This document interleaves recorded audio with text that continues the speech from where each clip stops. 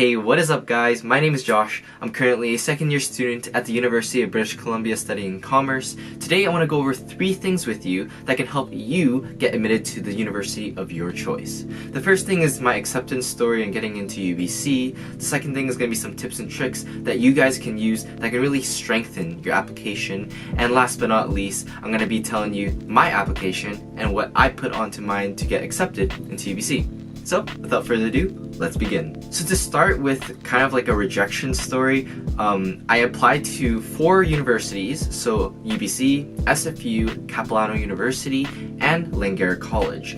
Now, out of these 4, I got accepted into Langara first because it's basically a safety school, and if you graduate from high school, you're pretty much guaranteed acceptance into that college.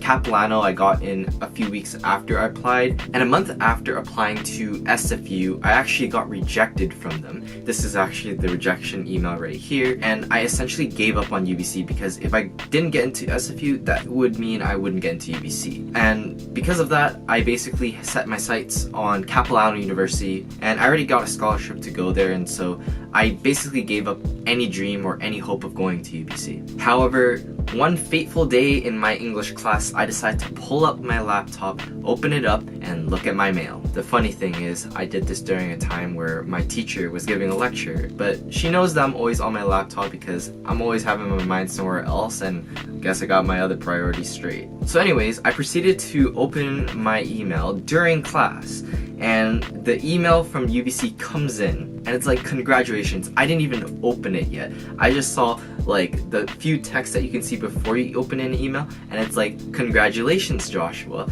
and I already knew I got into UBC that time.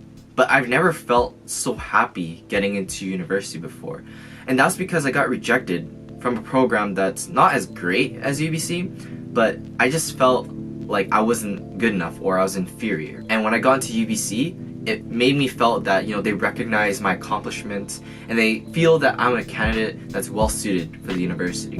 And so that's why the feelings of joy and happiness that I got when I got accepted into UBC was unprecedented. And so a little bit about my application and what I used to apply to UBC. I applied with a 94% average with 4 courses. So I had English Pre-Calc 12, English Literature 12 honors, and Law 12. I had pretty well-rounded extracurricular activities, so I mixed a little bit of sports in there, my part-time job, and some leadership positions that I held within the school. So the first thing I had was I was the secretary of Moscrop student government, and I was actually within the government for 3 years. So 2 of them I was a grade rep, and in my senior year I was a secretary. And the second extracurricular activity that I had was the Burnaby District Student Advisory Council, which is basically a student council but for my entire school district. I was in this group for 2 years. For my third extracurricular, I had Moscrop Business Club, and I was actually in this club for all 5 years of my high school life,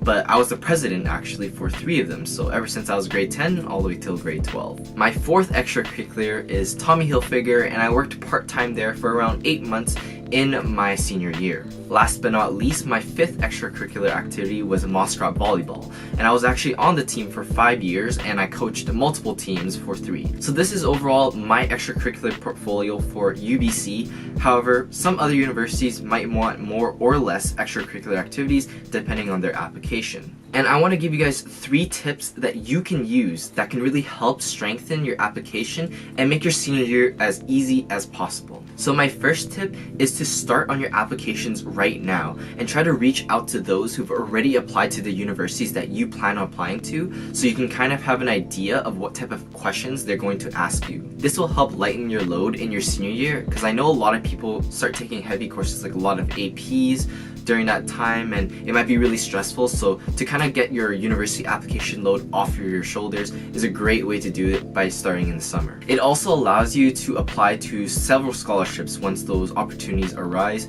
and that's usually what you want to be doing during the school year, is to apply to scholarships rather than your university applications. And the last benefit from doing this is you can apply to more universities. I've noticed that a lot of people who leave everything to the last minute. Don't end up applying to a lot of universities and just apply to one, because they left everything to basically the deadline and they didn't have any other opportunities to apply to other universities that they wished to pursue. My second tip is, when you're on your personal portfolio section, try to diversify your extracurriculars and not just put like all leadership positions or all sports.